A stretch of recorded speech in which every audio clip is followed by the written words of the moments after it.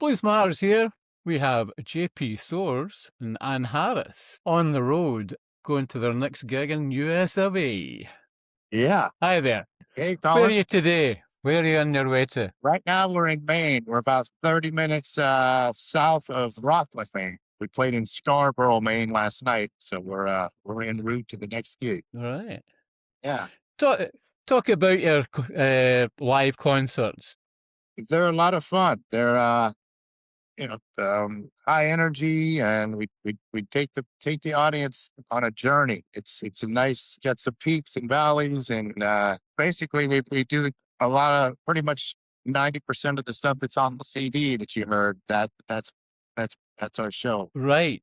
I was going to ask if you'd road tested some of the songs, but But yeah, and some absolutely. of the songs work better live, and some of the songs work better recorded. And then the opposite happens. Sometimes, you know, songs do well, very very well live, and then sometimes recorded they don't translate the same. So just you never know. When did you join forces to do Gypsy Blue Revue? It's 2019.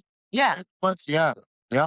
The big blues bender out in Vegas. It was after a show out there that Anne was on that festival and we were on it, and Anne sat in with us the whole set for a show, and we were just like, this is really cool. We got a great response and a great reaction from the people, and we had fun. So we said, let's try to do something with this. Let's move this forward.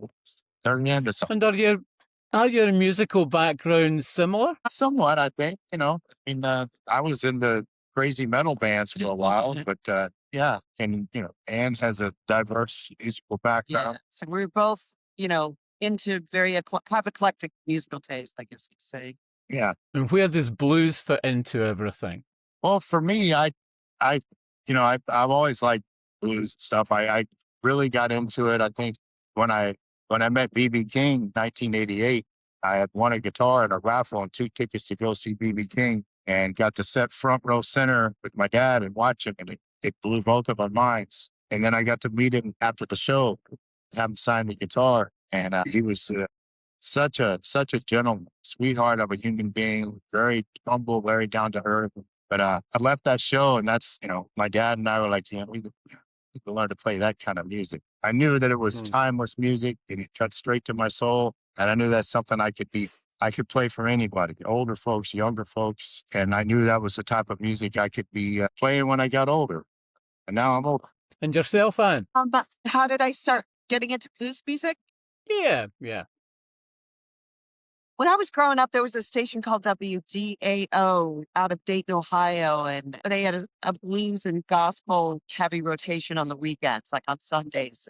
My family would listen to that. I grew up listening to all kinds of stuff, but it really wasn't until I started touring with Otis Taylor that I kind of got into the scene, playing with other musicians and at festivals and venues. And that was sort of my indoctrination to playing blues specific.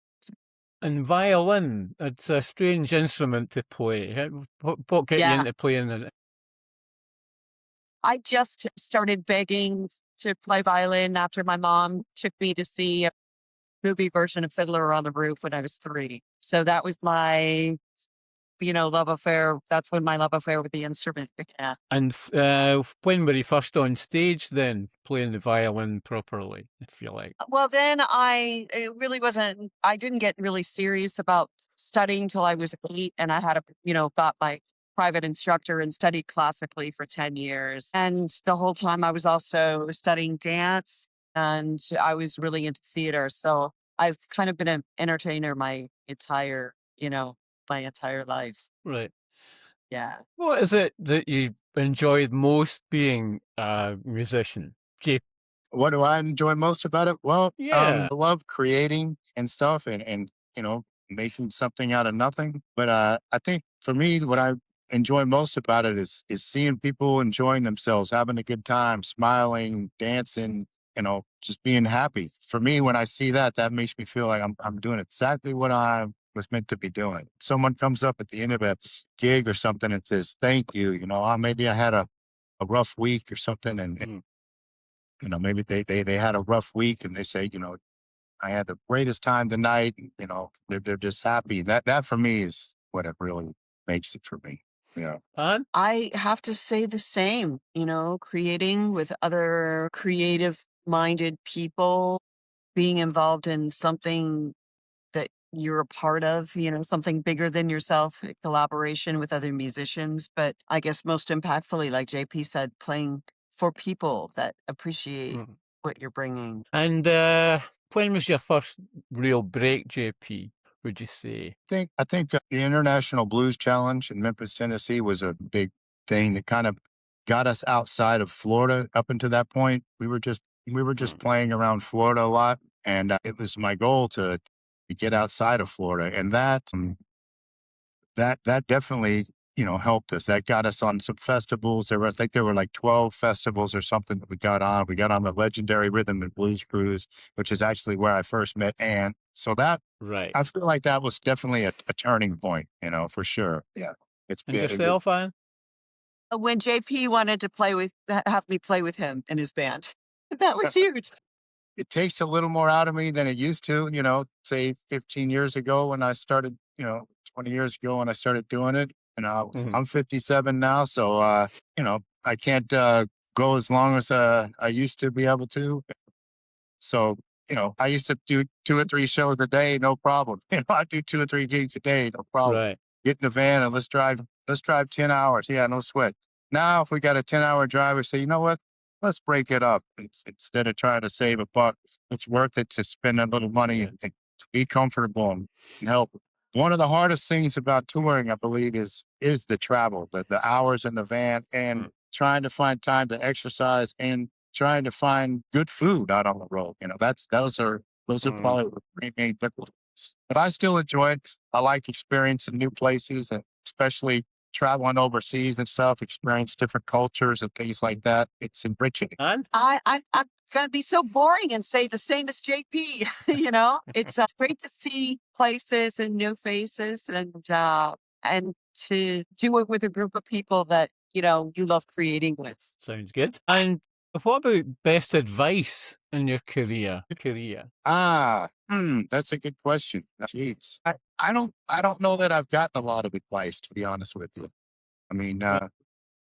uh, um, yeah, that's a tough question. I think perseverance, I remember a guy years ago, he wasn't even a musician, told me, and this is going back 30 years or so. He goes, play in front of as many people at any given opportunity that you possibly can. And I've always thought about that chance you get to perform or play for somebody or, do it. And Anne? The best advice I was ever given was when I was just starting out playing in Chicago in a band, and somebody who professed to know everything about performance told me that my performances, I shouldn't move around because in modern music and rock and stuff, it wasn't really cool to do that. And and I listened and nodded my head politely, and it was a big lesson in you're going to get a lot of advice, and you really have to maintain a good strong filter to remember like who you are and what you're bringing to the table, and what makes you different is often your diamond in the rough. And where did you learn your stagecraft then, Anne, would you say? Just by not taking advice that's like that, by kind of trying to stay true to my own inner compass, to who I am. Because I think my goal is to be as authentically me as I can possibly be, not try to be like anyone else or sound like Mm. anyone else or worry what another person's doing, because that just seals your coffin of failure if you're not trying to be authentic to who you are. And that's why I say that best advice for me was the worst advice had I taken it literally and tried to Mm. not follow my own instincts and not be true to who I am. Yeah. Because I mean, I would have every to time agree we've with seen you that in, as well. Definitely. I would concur with Ann on that one. For sure. Be yourself, be and genuine. And I have a philosophy myself that if I'm playing something, no matter the genre or what it is, if I'm really truly feeling it in my heart when I'm doing it, chances are someone else is gonna feel that as Mm. well. Remain, staying true to yourself and your internal compass, if you will. It's the connection between the artist and the audience. Yeah.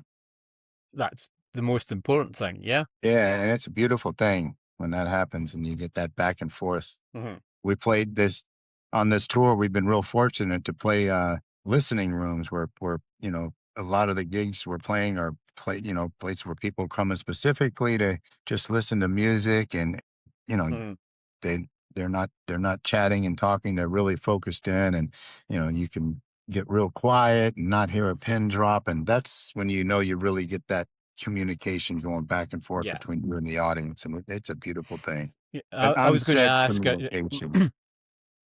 yeah, I was gonna ask what your preferred festivals or intimate gigs? I I mean, I like both, but I would Mhm. have to say I like the intimate small gigs where the band is set up Right. close together and everyone's right there, and the sound is tight and stuff. And the festivals are cool too because you're playing in front of a bunch of people, and that's fun as well. More so often, I like the smaller intimate venues where the sound is good and just yeah. Yeah. What about you, Anne? I really feel the same way. They each have, playing a big festival is really fun. One of my favorite experiences was playing at Red Rocks last summer because it's such Yeah. a beautiful place. I was so blessed to play there. But, some of the most memorable gigs have been a room with a handful of people that are just intently listening, and you're really having a communication, a conversation, musical Mm. conversation with the audience. And just gratifying for different reasons. You got to play the Grand Old Opry last year too. Yeah, I played at the Grand Ole Opry Cool. last year. Two It's iconic venues. Yeah, within, Yeah. a couple days. It was a wild, run of shows last year, and when you play in rooms that have history like that as well, you can't help but feel sort of the energy of legends past, kind of infused into the walls, and it's, amazing to play in iconic spaces as well. And do you ever get stage fright going onto the stage, or are you quite natural? I don't get stage fright. I mean, sometimes I'll have a little bit of nerves, but it quickly channels into focusing on, what we're doing, what we're playing. I always get a little nervous before gigs, and it could be the biggest gig or the smallest gig. What gets me is and it can be just, I could play in front of thousands of people that I don't know or that I've never met before, and that's Mm. easy. All it takes is like one person, like if my parents come or someone I know from childhood or something like that, or that'll always get me, and it just takes one person. Yeah. So, do you feel like that when you play in Florida? Sometimes, yeah, sometimes. Yeah. Yeah. Oh, yeah. I always Mm. get a little nervous before any gig, pre-show jitters a little bit. And do you have any kind of superstitions or anything before going on stage? Do you have any pre-gig Not thing? really. I say a little prayer, you know.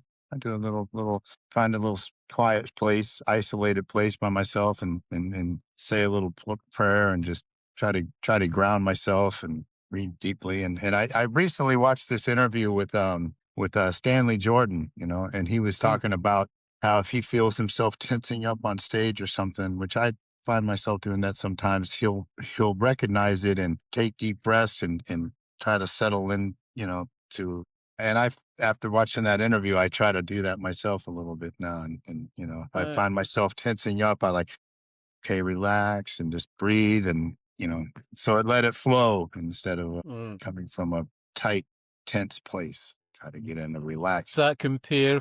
Who does that compare with when you were playing metal?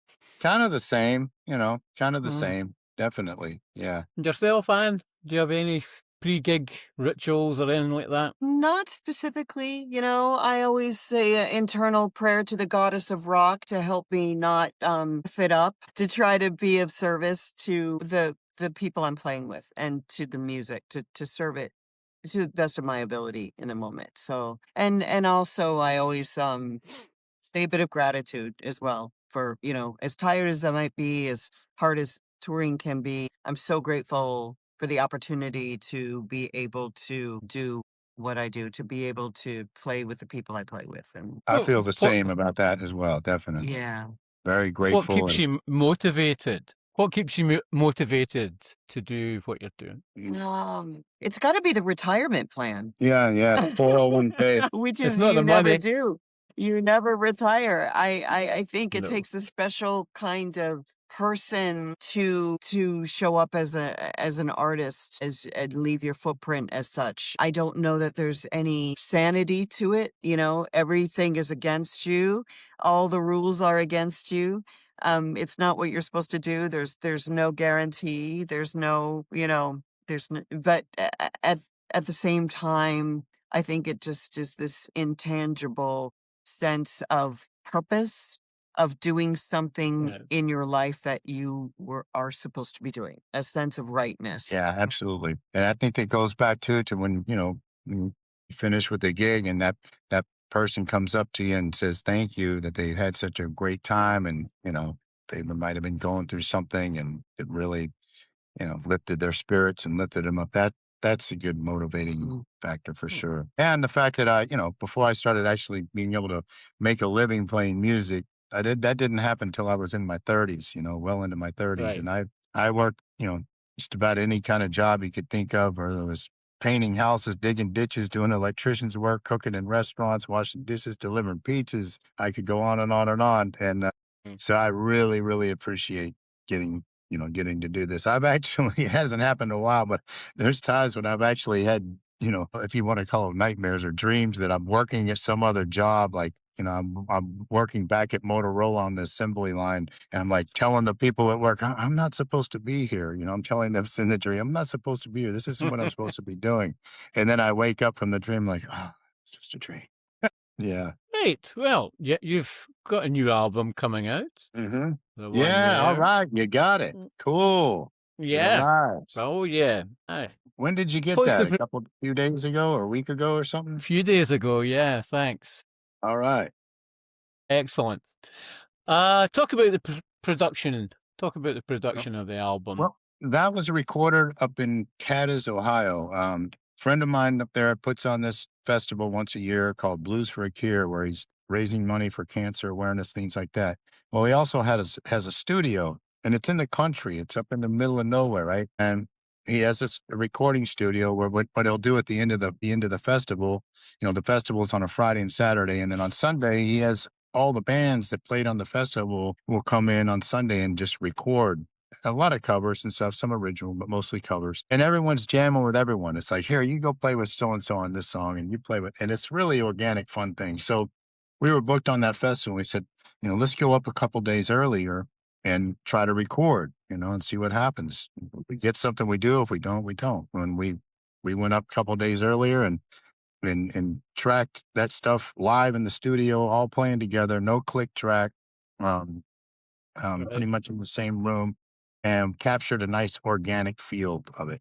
And so that was really nice. And a lot of the tunes we've been playing together for quite a while. So a lot of Mm. that stuff you hear on there is first take, one mainly being the last tune, which is the Cigar Box Jam, which is 18 minutes. And, Yeah. Chris Pete, our drummer, he did a fantastic job capturing that on the first take. Because if we would have messed that up, like, all it would have took was one little thing and we would have to start all over again. And it's 18 minutes long. And once you start doing stuff over again, it's really, it loses something, So it happened very organically, and everyone did a fantastic job. Cleveland, our bass player, he did a fantastic job. And of course, she had her new violin, which sounded great. There's a whole story behind that as well. So we recorded the bulk of it up there, and and I came back down to Florida and had my friend Jeremy Staska mix it. That's where I recorded most of my other records. So we had him mix it, and I recorded the vocals in Florida and a couple little overdub stuff. But the 90% of it was just tracked live and just captured that organic feel. Talk about the songs. Have you got a songwriting kind of process or anything? Can it be a melody? Can it be a riff? Or what happens? All of those things. Absolutely. Mhm. Yeah. I mean, the song Going to South Carolina, that was just a little riff I had. And we were, Yeah. while the engineer was moving some microphones and stuff around the studio, we just started jamming on that riff, and it immediately felt great, fell into place. So I think we took a lunch break, we talked about it, and then we came back in the studio and did a little rehearsal, went over it, came up with the arrangement, and recorded it. I didn't even have lyrics Right. written for that, but it felt so good, and we recorded that one, and came back home to Florida and wrote the lyrics and finished it up. But yeah, it happened very, very organically. But yeah, it could be a riff, it could be a melody, it can be an idea for a lyric. And what about Jessie May? Where did that come from? Okay, that's a good story right there. About last April, probably right around this time, I did an interview for Blues Blast magazine, right? And the guy interviewing me, you might be familiar with him, the Reverend Billy C. Works. You familiar with him? He's been around forever, right? Well, he's the one that interviewed me. And during the course of the interview,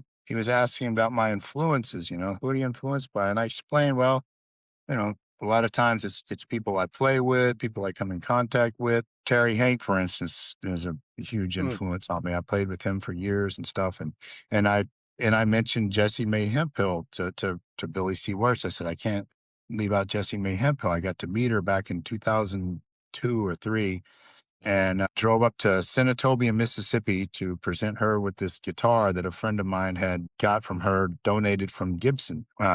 Gibson donated this dobro, and Jessie May wanted it for her birthday. So we got the guitar. We drove it all the way up from Florida to Senatobia, Mississippi. Got to spend 5 days at her house, at her little trailer house there. Wow. And it was an amazing experience. During the course of that visiting with her, the other folks that had been up there with us, they all went to the store, right? So it's just her and I sitting in her trailer by herself. She had a stroke, so she was in a little wheelchair, like electric wheelchair thing, right? She had this little dog, Sweet Pea, that sat in her lap the entire time. And so it's just her and I sitting there, and all of a sudden she reaches down in the side of her wheelchair in a little satchel there and pulls out this little Derringer pistol, right? And holds it in her hand and holds it and shows it to me and goes, "You see this? I'll shoot a man in a minute." And I said, "Wow, I'm sure you would." So I'm telling Reverend Billy this story, right, during the interview. And he goes, "Man, that's a song. That story's a song. You need to, So a couple days later, he starts sending me lyrics and stuff. And that's how the song came about. If it wouldn't have been for that interview, just like we're talking now, that song would have never come about. Well, So, let's hope this one does. Go with the flow. Yeah. That's a tune we've been playing for quite a while. I think we were on tour in Europe when I come up with that, with that little melody and stuff. And I think we were listening to Louis Armstrong, and that kind of influenced that Right? tune. Yeah. And Anne, there's some kind of, I'm not going to say intricate stuff, but there's some I will say intricate. There's some kind of intricate stuff going on with the melody and stuff. And if you hear it, is matching that note for note. And Yeah. if I were in her shoes and had to do that, it would take me forever to probably to try to do that if I could ever even get it right. But Anne nails it every time, and it's just amazing. Anne has a wonderful, amazing ear. You have some chemistry between you, by the sounds of it. You really have. How does that happen, Anne? How do you get that chemistry going? Musical chemistry, artistic chemistry isn't something you can manipulate. It sort of has to just be there foundationally. It's not something you can manufacture. I think that both JP and I are pretty, arrive at what we do very organically. And so it's like, if it's a fit, it's a fit. And if it's not, that's cool, whatever. But, I think our sensibilities are just very compatible. And there's a thing that, happens playing live with people. There's a level of psychic attachment that a group, any great group of people, and even groups of people that may not like each other personally, we all love each other personally, we're like brothers and sister here, but there's a level of like psychic awareness and attachment that you have to people that you play with on stage, and a level of trust too. And you don't have that with everybody necessarily, but that's what I think chemistry alludes to. When you're almost reading each other's thoughts, there's times JP and I will be playing something and we both do something at the same time, like anticipating that, and it's not Right. something we do all the time, Yeah. not something that's a set part, and that's part of the Yeah. magic and fun of live performance, certainly. And then when those moments happen, you take check of that and you go, "Whoa, let's do that again on the next." Mm. It just organically happens. And before we started to decide to turn this into a project, Anne was playing with different folks, and we'd wind up on a festival together, a blues cruise or something like that. And I said, "Hey, Anne, you want to sit in with us on a couple tunes?" And that was going on for years before we decided to do the Yeah. project. So we So knew like there was a certain, magical thing that would happen. And, that when we did that Bluesbender gig back in 2000. I don't know what solidified it was like, "Hey, you want to join us for this set?" And Ann played pretty much the whole set, and people were, just they were going nuts, and then we really felt it. So that's kind of yeah. right, Anne, talk about this new violin, please. My new violin is the very first officially recognized commission in the United States between two professional Black women, luthier and violinist. And Right. the luthier's name is Amanda Ewing. She's a Nashville native and lives in Nashville now. And she got interested in violin lutherie several years back and began studying apprenticing with a person there, and then did some work in apprenticeship in Cremona, Italy, and became a luthier. And I ran across her online, reached out to her randomly because I was enthralled by her work, and Mhm. embarked on a commission that would become historic. I got two violins from her, so I would have a choice between the two. I got them just over a year ago in February of 25, and played on both of them for 4-ish weeks or so, and then made my decision and sent the other one back to her. And the current one is the one that I've been touring on ever since. I debuted it at the Grand Ole Opry with Kebmo and Taj Mahal last spring. So it's pretty magical. And that's the one you used on the record. And that's the one I used on this record. This is the first record I've ever recorded on with using the new. Right.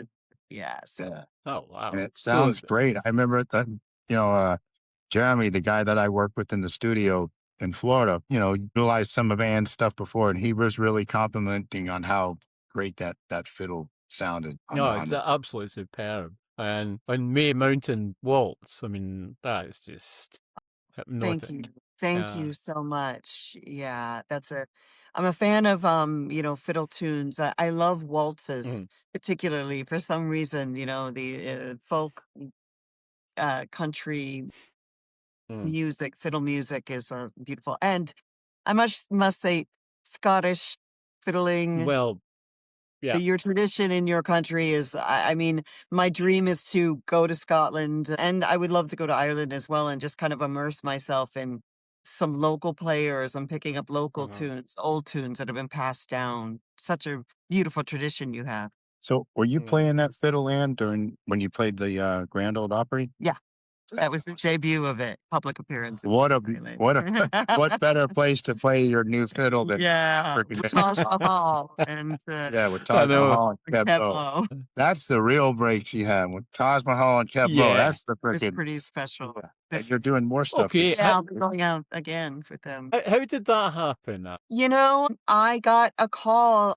I know both of those guys, Mm. through the years, just through, Yeah. crossing paths at festivals and whatnot. And Kebmo on their latest Tajmo release, which is their Mm. band together as Taj Mahal and Kebmo. They call Yeah. it Tajmo. They had a song that featured a violin on it, and he really wanted that violin present in the band on tour. And he knew me. I kind of just got the call from him and sort of pinched myself and saved the voicemail for months and months. Like, I can't believe I'm getting a call to do this tour. And the timing was just so aligned with having the new historic violin ready as well. And that was a experience just I can't even rightly just put into words. It was Yeah. absolutely wonderful. Education unto itself, really. And the first show was the Was the Grand Grand Ole Ole Opry. Opry. Yeah, the first show of the tour. That's incredible. So Yeah, very, very exciting. And what was the Grand Old Opry like then for you?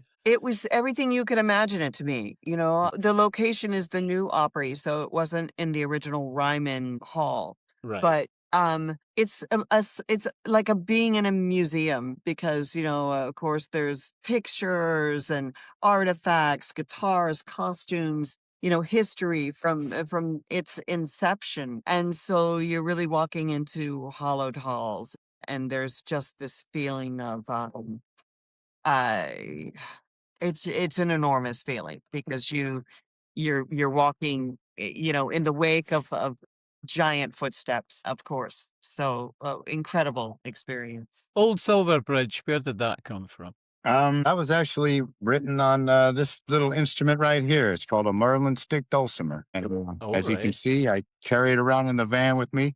Chris Pete, the Uh-huh. drummer here, he does. You want to lean over and say hello, Chris, real quick? How you doing, Colin? Chris does all the Hey, Pete. driving. Chris does 90% of the Lucky driving. you. So I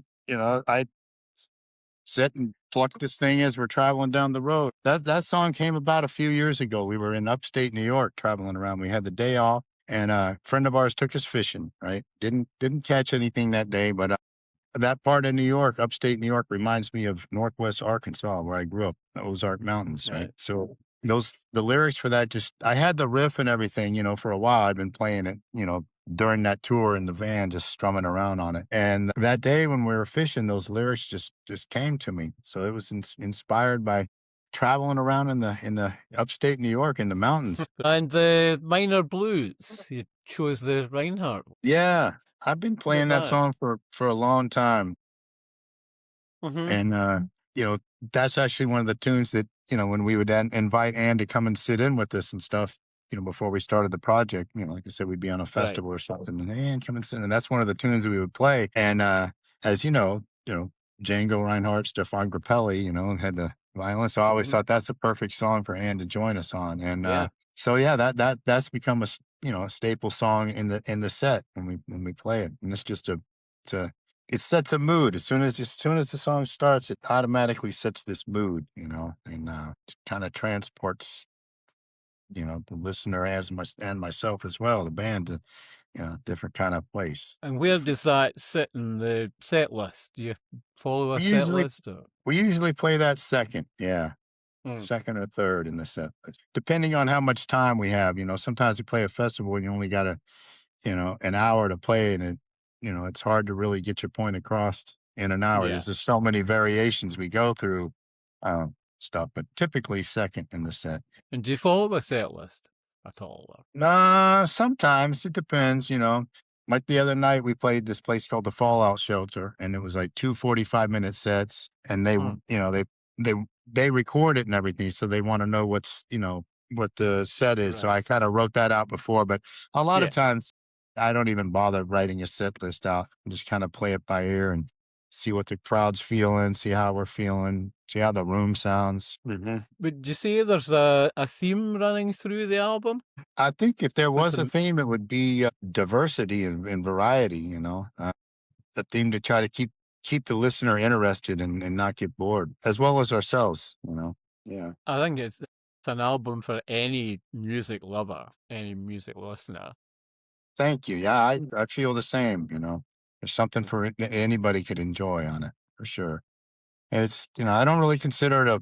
It's not really a blues album. It's just an No. album of music. For people that enjoy good music. Yeah. Yeah. I mean, these days, do you think genre matters? Not to me. Do you, Yeah.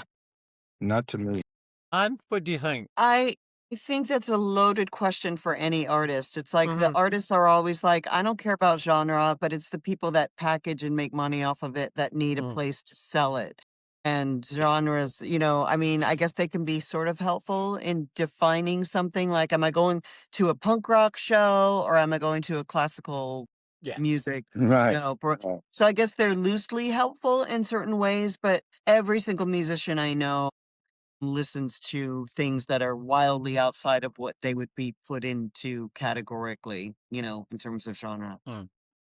So I think that Absolutely. question doesn't have significance for the artist. I think the artist's responsibility is just to make the things you want to make, and someone else is going to put it somewhere, whether you like it or Yeah. not, or whether it's No, suitable or not. absolutely, absolutely. Yeah. No, that's what I see here about this album. You just couldn't categorize it. Where do you put it? You know? Yeah. Genre Where would you put defining. it? Yeah. Keep them guessing. Keep them Yeah. Sure. guessing. But there's a root, it's definitely a roots. There's roots Hmm. of several different kinds of music throughout it. It's trying to get the blues over nowadays. Talk about keeping the blues alive and everything else. What does blues mean to you, Anne, an artist? Well, I'm based in Chicago, and that city has such a great history of blues that I know some like greatest musicians, had the blessing to rub against people like Coco Taylor when I was first starting out playing at street Yeah. festivals and stuff. And of course, Buddy Guy, is the kind of one of the very last of a certain generation of actual creators of the genre. Um, I feel that blues is a language that transcends time and place in so many ways because it really speaks to the heart, to the soul, to the human experience. It's tradition, it's created by Black people, American Black enslaved people, and they brought, with them from Africa certain seeds that were planted in this country and grew into the music that we, now consider blues music, and which is the music that's foundational to all popular music. As a Black woman, it's part of my legacy as well. So I feel kind of an inherent respect for the tradition. However, nothing lives under glass. Blues was born in a certain place that doesn't exist anymore. The people, like I referenced, Buddy Guy, are not young people anymore. And generations and other traditions and cultures take what's exciting and what's generating enthusiasm for them from the genre and create their own thing. I think this is a really long winded way of saying I love the tradition of blues music. It's part of who I am. I also embrace the future growth of it and the idea of keeping the blues alive. Certainly, all traditions should be remembered and honored, but there always has to be room for growth, expansion, experimentation, for sure. Absolutely. And Jeep. I just love it. I mean, I grew up in rural Arkansas in the middle of nowhere. And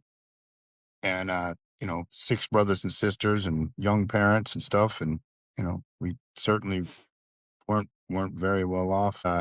I always feel a connection with the blues. When I hear it, I feel it in my heart and in my soul. And that's one of the things that drew me to it.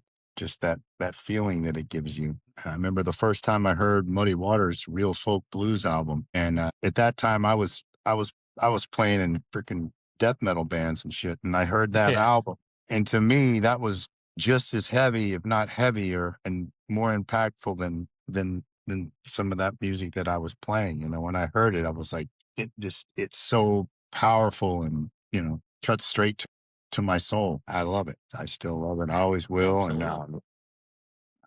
Dan said it's the foundation of pretty much most popular music, and you can trace it back in there. I grew up listening to Jimi Hendrix and Beatles and stuff that my parents listened to.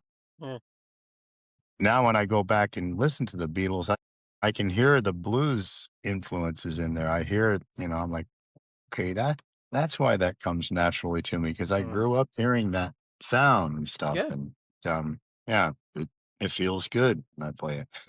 Oh, it's the Blues Matters public. So much gratitude for your interest and love and passion for blues music and for the artists that create it. Without you, you know, um, we'd be hard pressed to find community, in support of that genre. Thank you for giving us a community to be a part of and to create in as artists. Yeah, I feel the same as Anne. That pretty much she said it right there. You Yeah. know, and thanks for you know Well, wouldn't be able to do it if there wasn't people that enjoyed it and people that Exactly. listened to it and an audience for it. So I'd be playing in my Fantastic. bedroom. Yeah. Great. Well, thank you very much for talking Thank you, Well, Colin. We and appreciate it. enjoying the journey. Yeah, Yeah, right for on. sure. I look forward to